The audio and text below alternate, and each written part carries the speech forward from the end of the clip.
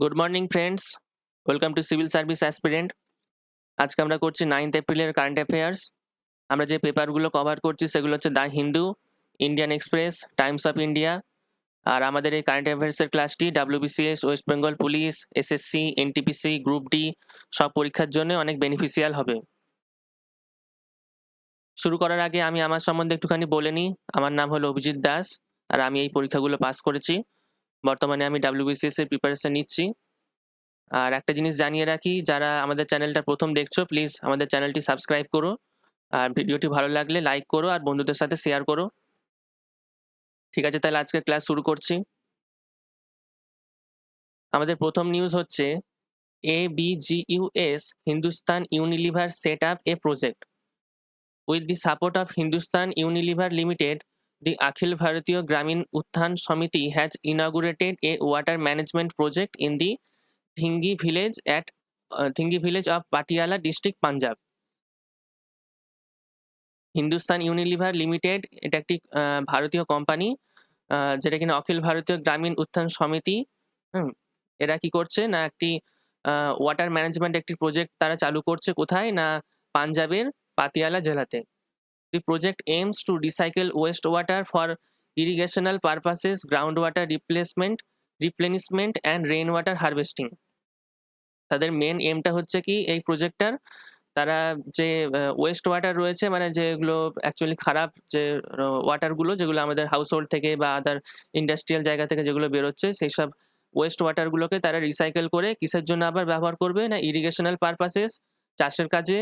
আর এছাড়াও তাদের এম হচ্ছে কি গ্রাউন্ড ওয়াটার রিপ্লেনিশমেন্ট, গ্রাউন্ড ওয়াটার যে মানে মাটির তলার যে জলের লেভেল ধীরে ধীরে কমে যাচ্ছে সেটাকে তারা ওঠানোর চেষ্টা করবে বা সেটাকে তারা মেনটেন করার চেষ্টা করবে, এবং রেন ওয়াটার হারভেস্টিং এর মাধ্যমে তারা এই এমগুলোকে তারা পূরণ করার চেষ্টা করবে। রেন ওয়াটার হারভেস্টিং বলতে যেমন ধরো বর্ষাকালে আমাদের তো বৃষ্টি হচ্ছে, তো বাড়ির আশেপাশে কি করা হচ্ছে না, একটা কোনো গর্ত খুলে রেখে সেখানে তারা রেন ওয়াটারটাকে স্টোর করছে, এবং ভবিষ্যতে সেটাকেই তারা অনেক কাজে ব্যবহার করতে পারবে। তো তোমরা তো এমনিতেও দেখতে পাচ্ছ যে বর্তমানে প্রচুর গরম পড়ছে দিনকে দিন, এবং জলের লেভেল তো দিনকে দিন কমতেই আছে দেখতে পাচ্ছ। তো তোমরাও চাইলে বাড়ির পাশে এরকম ভাবে একটা গর্ত খুলে, দরকার হলে তলাটাকে একটুখানি সিমেন্ট দিয়ে বাঁধিয়ে নিয়ে তোমরা এরকম ভাবে রেন ওয়াটারকে হারভেস্ট করতে পারো। বাড়ির ছাদ থেকে যে জলগুলো নামে সেগুলো তো এমনিতেই ওয়েস্ট হয়ে যায়, সেগুলোকে এইভাবে আমরা কাজে লাগাতে পারি। ইউরোপিয়ান কান্ট্রিতে প্রচুর পরিমাণে এইভাবে রেন ওয়াটারকে হারভেস্ট করা হয়, এবং বিভিন্ন প্রজেক্টে তারা পরে সেগুলোকে কাজেও লাগায়। আচ্ছা, আমাদের নেক্সট নিউজ হচ্ছে কি Usha Rao, associate administrator for UNDP. Usha Rao from India has officially taken the role of Under Secretary General and Associate Administrator of the United Nations Development Program, UNDP. উষা রাও কি করছে, যিনি কিনা একজন ভারতীয়, তিনি সেক্রেটারি জেনারেল, যেটা ইউএন এর একটা পদ, ঠিক তার নিচের পদেই, হ্যাঁ, যেটা কিনা ইউনাইটেড নেশন ডেভেলপমেন্ট প্রোগ্রামের, এই সংস্থার আন্ডারে তিনি এই সেক্রেটারি জেনারেলের একদম নিচের পদেতে নিযুক্ত হয়েছেন। She was appointed by UN Secretary General Antonio Guterres in February 2020. ফেব্রুয়ারি মাসের 2020 সালের ফেব্রুয়ারি মাসে অ্যান্টোনিও গুটারেস, যিনি কিনা ইউএন এর সেক্রেটারি জেনারেল, তার দ্বারা তিনি নিযুক্ত হয়েছিলেন।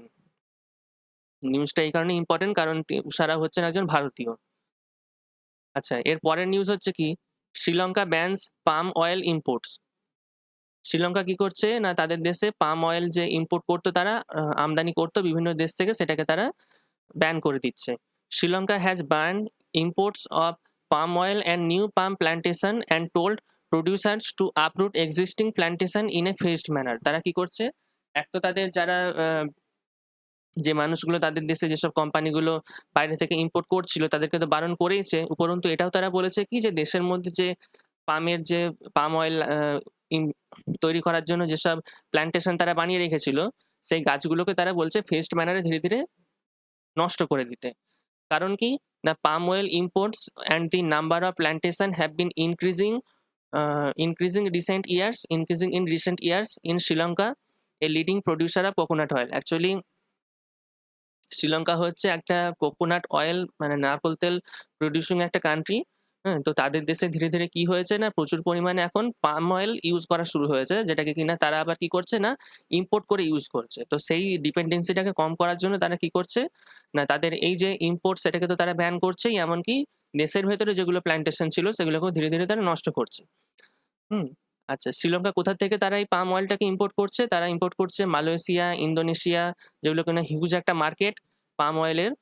তারা সেগুলোকে কি করছে? ওখান থেকে ইম্পোর্ট করছে। এমনকি ভারতও মালয়েশিয়া, ইন্দোনেশিয়া এগুলো থেকেই পাম অয়েলকে ইম্পোর্ট করে। তারপরে সেটা অবশ্য পাম অয়েলকে তারা ইম্পোর্ট করে এবং নিজেদের দেশে সেগুলোকে পরে রিফাইন করে। আচ্ছা আমাদের নেক্সট নিউজ হচ্ছে India host summit of BRICS. India কি করছে? ব্রিক্স সামিটটাকে হোস্ট করছে। Finance minister Nirmala Sitharaman addressed the first meeting of BRICS finance ministers and central bank governors meeting virtually from New Delhi. New দিল্লিতে কি করছে ভার্চুয়ালি?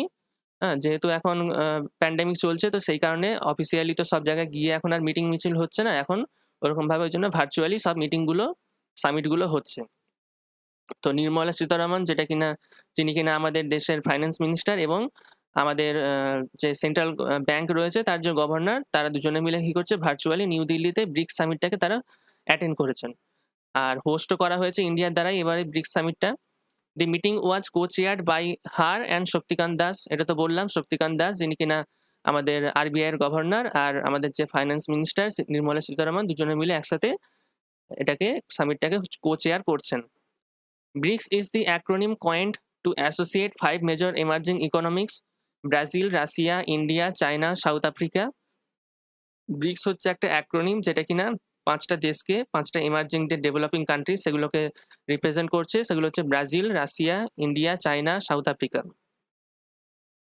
আর ফাউন্ডেড ইন 2009, এটাকে প্রতিষ্ঠা করা হয়েছিল 2009 সালে। ব্রিক্সের একটা এদের নিজস্ব একটা ব্যাংকও রয়েছে যেটাকে আমরা বলি নিউ ডেভেলপমেন্ট ব্যাংক। এরা কি করে না নিজেদের দেশের থেকে অল্প অল্প কিছু পরিমাণ ফান্ড তারা একটা জায়গায় কি বলবো কালেক্ট করে, তারপরে তারা সেটা নিজেদের দেশেই তারা ইউজ করে। ঠিক আছে, বিভিন্ন ডেভেলপমেন্ট প্রজেক্টে তারা ইউজ করে। আচ্ছা এর পরের নিউজ হচ্ছে PMAY scheme achieves 92% target in first phase. Pradhan Mantri Awas Yojana যেটা শর্ট ফর্ম হচ্ছে PMAY Gramin has achieved 92% target of its first phase from 2016-17 to 2018-19। Pradhan Mantri Gramin Awas Yojana এই যে স্কিমটা তার আন্ডারে 2016-17 থেকে 2018-19 এই যে একটা টাইম পিরিয়ড ছিল, এই টাইম পিরিয়ডে তারা কেন্দ্র সরকার যে একটা টার্গেট নিয়েছিল সেই টার্গেটে তারা 92% অ্যাচিভ করতে পেরেছে। Target of 1 crore houses was set for completion in the first phase of the scheme. এই স্কিমের ফার্স্ট ফেজে তারা কি করছে না প্রায় 1 কোটি বাড়ি তারা তৈরি করেছে। The main aim of the scheme is to provide a pucca house with some of the basic amenities. তোমরা জানো যে গ্রাম অঞ্চলে এখনো অনেক মানুষ রয়েছে যারা কিনা তাদের থাকার মতন অ্যাকচুয়ালি সেরকম কোনো বাড়িঘরও নেই। এমনকি তাদের বাড়িঘর নেই তো তাদের আর বেসিক যে অ্যামিনিটিস কোনো টয়লেট বা আদার্স জিনিসগুলো তো তারা ইউজ করতেই পারে না। তো সেই কারণে কি করছে না কেন্দ্র সরকার, অবশ্য এতে শুধু এটা লেখা রয়েছে যে প্রধানমন্ত্রী আবাস যোজনা বলে, কিন্তু এতে শুধুমাত্র কেন্দ্র সরকারের অবদান থাকে না, কিছুটা পরিমাণ আমাদের স্টেটের অবদানও থাকে। 60-40 রেশিওতে হয়। আর কেন্দ্র সরকার দেয় 60% ফান্ড আর 40% ফান্ড দেয় আমাদের রাজ্য সরকার।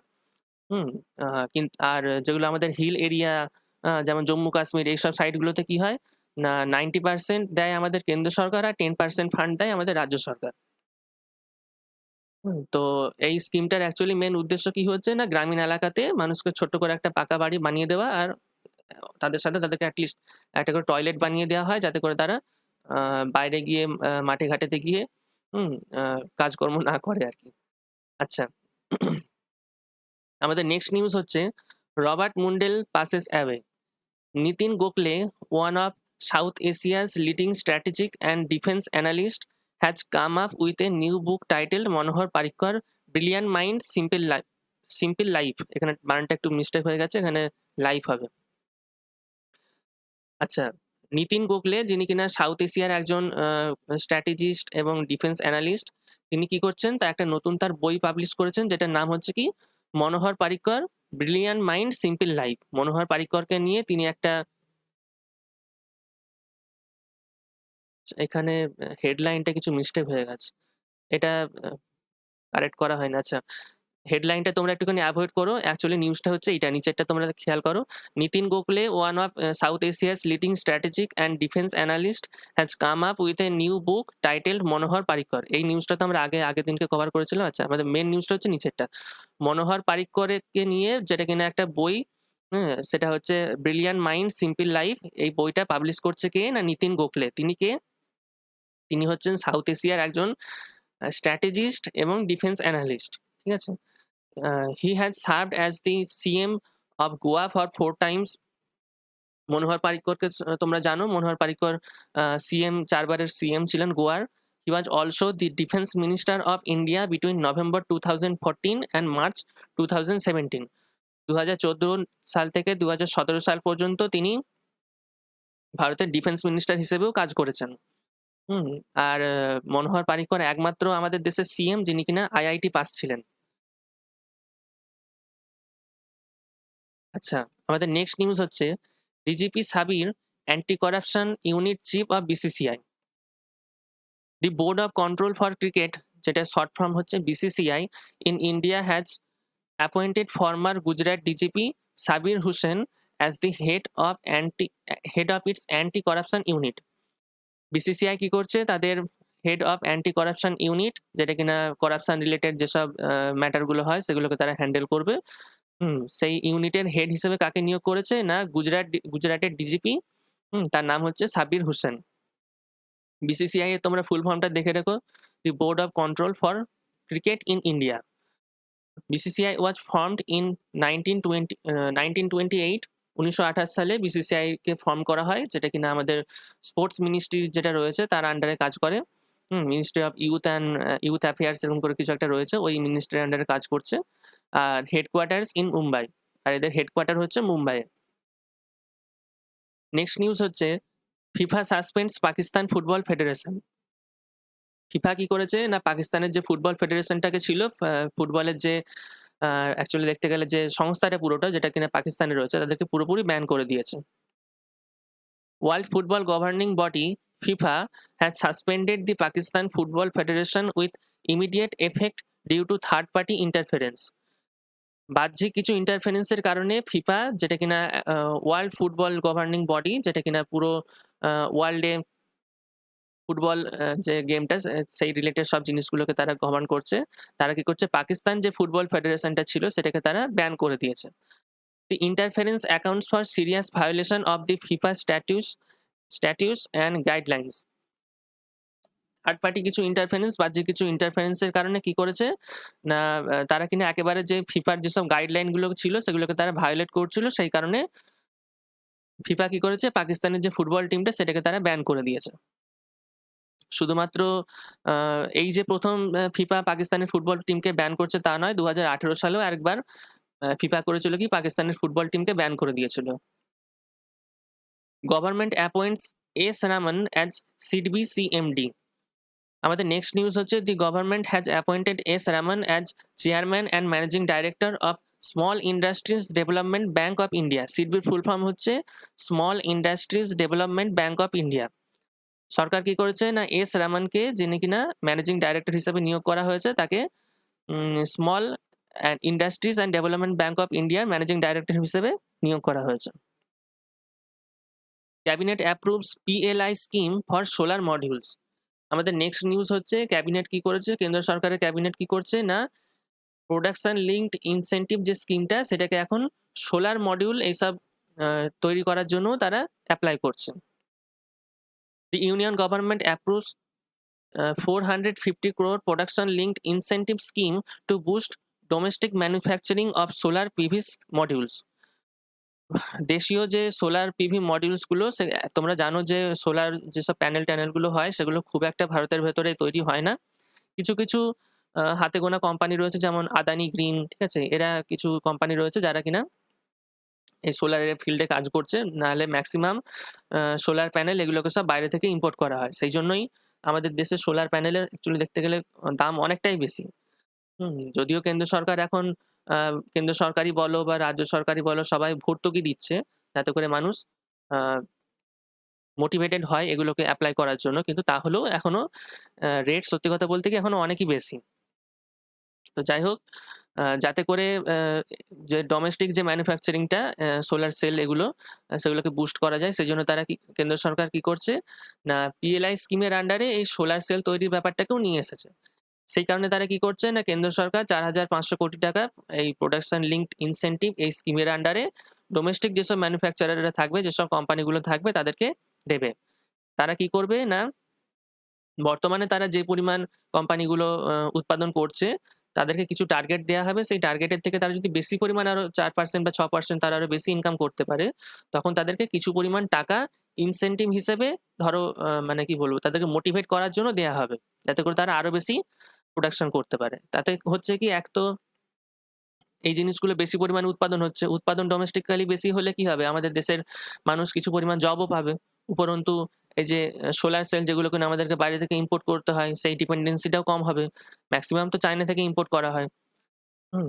আচ্ছা, the PLI will be distributed for 5 years post commissioning of solar PV manufacturing plants. কি করা হবে না 5 বছর বাদে ওদেরকে এই PLI স্কিমের যেসব টাকাগুলো সেগুলোকে দেয়া হবে কখন? না যখন তারা এই পিভি ম্যানুফ্যাকচারিং প্ল্যান্টটাকে এস্টাবলিশ করে দেবে তার 5 বছর বাদে তাদেরকে দেয়া হবে টাকাটা। আচ্ছা, আমাদের নেক্সট নিউজ হচ্ছে vaccination drive at work places from 11 April. The central government has allowed COVID-19 vaccination at public and private workplaces, having about 100 eligible beneficiaries across states and union territories. State এবং union territory সব জায়গাতে কি করবে, যেখানে যেখানে company এবং public যেসব work place রয়েছে যেখানে কিনা 100 জন মতন এলিজিবল ক্যান্ডিডেট থাকবে যাদেরকে এই ভ্যাকসিনেশন দেয়া যাবে, হ্যাঁ? সেই সব জায়গাতে কি করছে সেন্ট্রাল গভর্নমেন্ট 11 এপ্রিল তারিখ থেকে ওয়ার্ক প্লেসেতেই তাদেরকে ভ্যাকসিনেট করা হবে। এই জিনিসটা তারা চালু করতে চলেছে।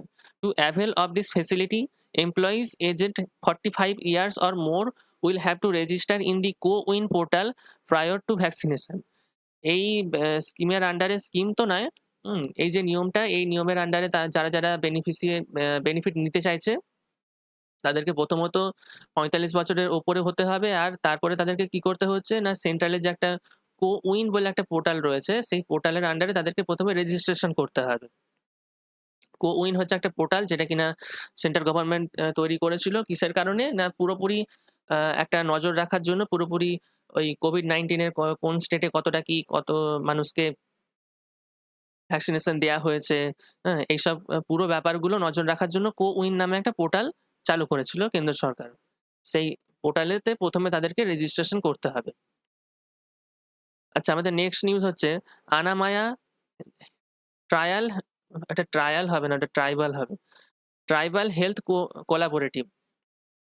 Union Health Minister Harshvardhan and Tribal Affairs Minister Arjun Munda launched Anamaya, the Tribal Health Collaborative.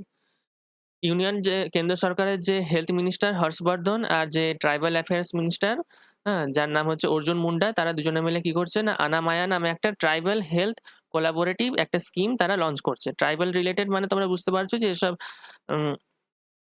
ছোটখাটো আমাদের যেসব জাতিগুলো হয় যারা কিনা মানে পিছিয়ে পড়া বর্গ যারা আমরা বলি সেইগুলোকে। আচ্ছা, হুম, আচ্ছা, বাকি নিউজটা হচ্ছে কি Anamaya is a multi sectoral initiative supported by Piramal foundation and Bill and Melinda Gates foundation.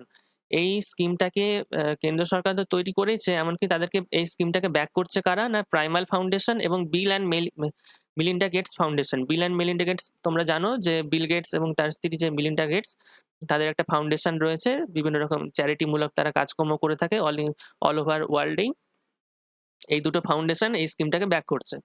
Anamaya will converge efforts of various gov agencies to enhance the health and nutrition status of the tribal communities. এই স্কিমটার main উদ্দেশ্য কি হচ্ছে, যেসব tribal community রয়েছে, tribal যেসব জাতিগুলো রয়েছে তাদের যে হেলথ এবং নিউট্রিশন ভ্যালু সেটাকে যাতে তারা আরো বাড়াতে পারে। আচ্ছা, আমাদের নেক্সট নিউজ হচ্ছে honey corners and Madhu Kranti portal launched. Agriculture and farmers welfare minister Narendra Singh Tomar launched Modhu Kranti portal and honey corners of National Agricultural agriculture cooperative marketing federation in new Delhi.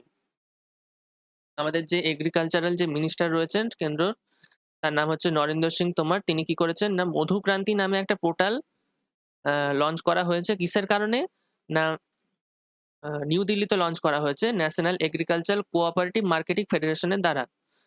আচ্ছা, Madhukranti portal is an initiative of the national bee board under the national bee keeping and honey mission. কেন্দ্রের যে national bee keeping বলতে যে মৌমাছি চাষ এবং যে মধু তৈরির যে একটা কি বলবো, তাদের যে মিশনটা রয়েছে সেই মিশনের আন্ডারে সেই মিশনটাকে আরো তারা বুস্ট করার জন্য তারা কেন্দ্র সরকার কি করেছে, মধুকান্তি পোর্টাল নামে একটা পোর্টালকে তারা চালু করেছে। আচ্ছা, আমাদের নেক্সট নিউজ হচ্ছে আইআইটি ডি মানে IIT Delhi develops device to detect dengue in 1 hour. A group of researchers from the Indian Institute of Technology Delhi has developed a handheld device for the early diagnosis of dengue. IIT Delhi একটা device তৈরি করেছে যাতে কিনা তারা কি করবে না খুব কম সময়ের ভেতরে মাত্র 1 ঘন্টার ভেতরেই তারা টেস্ট করে জানিয়ে দেবে যে কোনো মানুষের ডেঙ্গু আছে কি নেই। আচ্ছা, আমাদের নেক্সট নিউজ হচ্ছে foreign minister of Eritrea arrives in Delhi. Foreign minister of Eritrea arrived in Delhi for official visit to India. Official visit করার জন্য ফরেন মিনিস্টার বিদেশ মন্ত্রী কোথাকার না এরিট্রিয়ার দিল্লিতে এসেছেন। ক্যাপিটাল ইজ আমারা, ক্যাপিটাল এরিট্রিয়ার ক্যাপিটাল হচ্ছে Asmara and currency is Nakfa. আর সেখানকার কারেন্সি বলতে সেখানকার টাকা হচ্ছে কি নাকফা। It is an African country. এরিট্রিয়া হচ্ছে একটা আফ্রিকান দেশ। আচ্ছা, আমাদের নেক্সট নিউজ হচ্ছে Hindi translation of a book to be released. PM Modi will release the Hindi translation of the book Odisha Itihas. Odisha ইতিহাস নামে একটি বইয়ের হিন্দি ট্রান্সলেশন করে সেই বইটি রিলিজ করা হচ্ছে কার দ্বারা না পিএম মোদির দ্বারা। It was written by Utkal Keshari doctor Harekrushna Mahtab. Harekrushna মহতাবের দ্বারা এই বইটি লেখা হয়েছিল, যাকে উৎকল কেশরী বলেও জানা যায়। আচ্ছা, আমাদের নেক্সট নিউজ হচ্ছে first regional workshop on PMKVY 3 at Gangtok. Union ministry of skill development and entrepreneurship organised the first regional workshop to understand the provisions of Pradhan Mantri Kaushal Vikas Yojana 3.0 in Gangtok. গ্যাংটকেতে প্রধানমন্ত্রী কৌশল বিকাশ যোজনা, যেটা শর্ট ফর্ম হচ্ছে PMKVY, সেটার যে থার্ড ফেজ সেটাকে গ্যাংটকে চালু করা হচ্ছে ইউনিয়ন মিনিস্ট্রির দ্বারা, যেটা কিনা স্কিল ডেভেলপমেন্ট অ্যান্ড এন্টারপ্রেনিউরশিপ এই যে অর্গানাইজেশন, এই যে তাদের গোলটা, সেই গোলের উদ্দেশ্যে তারা কেন্দ্র সরকার PMKVY এই স্কিমটাকে চালু করেছিল। এই স্কিমের আন্ডারে কি করা হয় না ছেলে মেয়েদেরকে কি করা হচ্ছে না তাদেরকে কিছু টেকনিক্যাল রিলেটেড কিছু মানে কি বলবো, তাদেরকে কিছু নলেজ দেওয়া হয়েছে, তাদেরকে কিছু প্র্যাকটিক্যাল ওখানে নলেজ দেওয়া হয়েছে, যার ফলে তারা কি করবে না কিছুটা পরিমাণ তারা টেকনিক্যাল ফিল্ড বলো বা আদার্স কিছু স্কিল বেসড তাদের কিছু আইডিয়া হবে। এরপর তারা কোনো কোম্পানি বলো বা যেখানে হোক তারা জব পেতে তাদের সুবিধা হবে। It also focused on how to effectively implement this scheme in the north east reason.